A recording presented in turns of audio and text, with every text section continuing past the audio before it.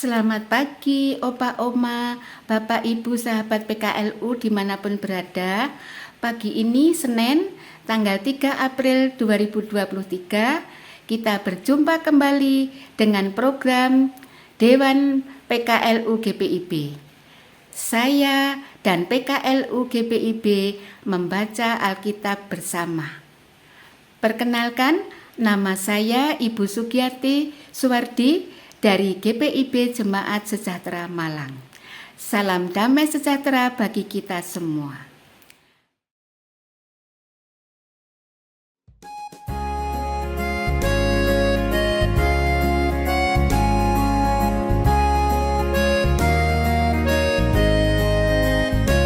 Sang Maha Tabib telah dekat, yaitu Tuhan Yesus.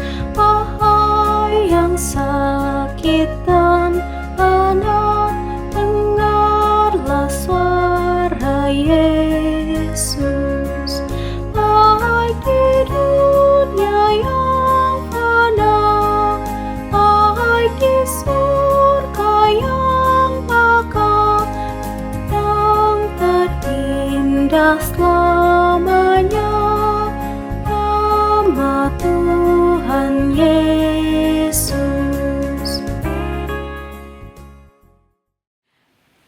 Bapak, Ibu, Oma, Opa, kita akan membaca dan merenungkan sebagian dari firman Tuhan.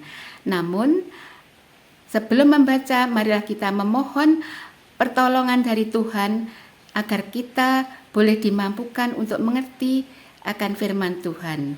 Mari kita satu dalam doa. Allah Bapa di dalam surga, terima kasih atas kemurahan-Mu. Engkau sudah memberkati istirahat kami di sepanjang malam, bahkan Engkau memberikan napas kehidupan baru, dan kami boleh bangun di pagi hari dengan tubuh yang segar. Ya Tuhan, saat ini kami hendak membaca dan merenungkan sebagian dari firman Tuhan. Urapilah hati pikiran kami dengan kuasa Roh Kudus-Mu, dan tuntun kami untuk mengerti akan sabda kebenaran-Mu sebagai pedoman dalam kehidupan kami. Untuk itu ya Bapa, berfirmanlah pada kami. Kini anak-anak-Mu siap mendengarkannya. Amin. Oma, Opa, bacaan kita pada pagi hari ini terambil dari Perjanjian Baru, Injil Matius 21 ayatnya yang ke-14. Sesuai dengan SBU pada pagi hari ini. Firman Tuhan menyatakan, maka datanglah orang-orang buta dan orang-orang timpang kepadanya dalam bait Allah itu, dan mereka disembuhkan. Demikianlah pembacaan firman Tuhan. Terpujilah Kristus. Opa, Oma, Bapak, Ibu, renungan pagi ini secara sinodal diberi judul Pulihkanlah Kami. Opa, Oma, bacaan pagi ini adalah bagian terakhir yang dicatat oleh Injil Matius tentang mukjizat penyembuhan yang dilakukan Yesus. Peristiwa ini sangat signifikan karena mengambil tempat di bait Allah. Beberapa orang yang buta dan timpang mendekati Yesus ketika ia sedang berada di area luar sekitar bait Allah, yang dikenal dengan nama pelataran orang asing. Mereka memiliki cacat atau disabilitas, tidak diperkenankan untuk masuk ke tempat kudus. Kita bisa melihat dari kitab Imamat 21 ayatnya yang ke-18. Kenyataannya bahwa Yesus menyembuhkan orang-orang tersebut memiliki dampak yang luar biasa. Mereka yang dipulihkan dari sakit kini memperoleh keselamatan untuk masuk ke bagian dalam bait Allah. Artinya, Yesus tidak hanya memulihkan fisik mereka, seperti yang buta melihat, yang lumpuh berjalan. Tetapi Yesus membuka kesempatan dengan merobohkan tembok pembatas yang selama ini menghalangi kerinduan mereka menyembah Tuhan.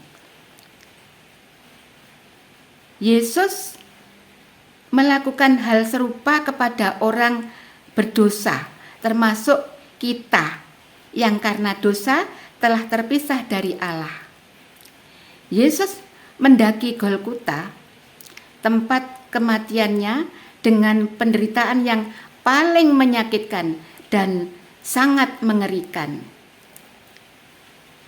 Proses ini harus ditanggungnya agar robohlah tembok pembatas yang menghalangi kita dengan kasih Allah. Yesus menyerahkan hidupnya untuk menghapus dosa dan memberi pengampunan bagi kita. Tindakan yang dilakukan Yesus menunjukkan bahwa Ia berkuasa atas bait Allah. Penuh kuasa, Ia menghalau para pedagang dan membuat para penyembah berhala diterima Allah dengan cara memulihkan status mereka sehingga beroleh kesempatan masuk ke bait suci. Kita memiliki kesempatan untuk mengalami pemulihan oleh Kristus. Untuknya, marilah menata hidup dengan baik serta menyerahkan seluruh pergumulan hidup kepada Tuhan dan biarkan kuasa-Nya yang bertindak untuk memulihkan kita. Percayalah, pemulihan sejati hanya ada pada Tuhan. Demikianlah renungan kita pada pagi hari ini.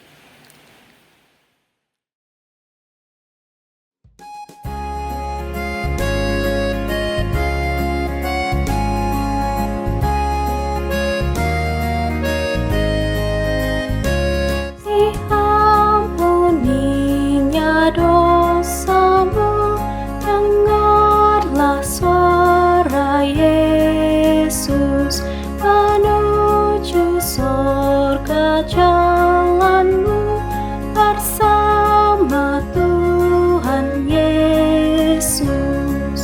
Baik di dunia yang fana, baik di surga yang bakal selamanya, nama Tuhan Yesus.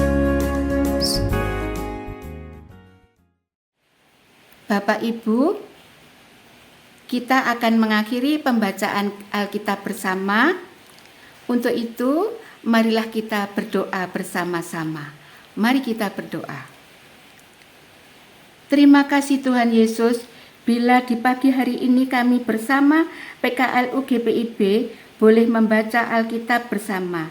Kami juga bersyukur atas kasih dan kemurahan-Mu. Ya Tuhan, mampukan kami untuk selalu mencari hadirat-Mu, sebab firman-Mu adalah suluh dan terang bagi langkah kehidupan kami, dan menegur serta menghibur, bahkan menguatkan iman kami sampai masa tua kami ini. Ya Tuhan, di pagi yang indah ini kami hendak berdoa untuk para sahabat PKLU, juga bagi warga jemaat GPIB dimanapun mereka berada. Bila saat ini ada yang mengalami kelemahan tubuh, baik yang dirawat di rumah sakit, di rumah-rumah, maupun yang dalam masa pemulihan, begitu juga bagi mereka yang mengalami pergumulan hidup, kiranya Tuhan menjamahnya dan memulihkannya, yang berseru kepadamu sesuai rencana dan kehendak-Mu. Kami percaya bahwa mujizat-Mu itu nyata, dahulu, sekarang, sampai selama-lamanya, seperti yang Tuhan lakukan 2000 tahun yang lalu. Orang-orang buta, timpang, cacat, Tuhan Yesus telah menyembuhkannya dan memulihkannya. Bahkan Tuhan Yesus rela mati di kayu salib dengan penderitaan yang paling menyakitkan dan mengerikan. Dalam minggu ini Tuhan, kami hendak mengingat rayakan hari pengorbanan-Mu. Mampukan kami, umat yang percaya, untuk selalu mengingat agar kami semakin setia dan taat melakukan kehendak Tuhan. Tuhan, kami berdoa untuk Majelis Sinode dengan segala programnya, untuk ke-6 Dewan dengan segala programnya, begitu pula untuk pelayanan tingkat mupel, regio, jemaat, serta bajem yang berada di wilayah GPIB. Ya Tuhan, berkatilah segala program yang sudah dibuat untuk tahun 2023 dan 2024 yang sudah direncanakan, kiranya agar itu semua boleh dilakukan dengan baik dan benar, kiranya Tuhan ikut campur di dalamnya. Khususnya untuk Dewan PKLU, kiranya Tuhan juga tetap memberkati beliau yang sudah lansia.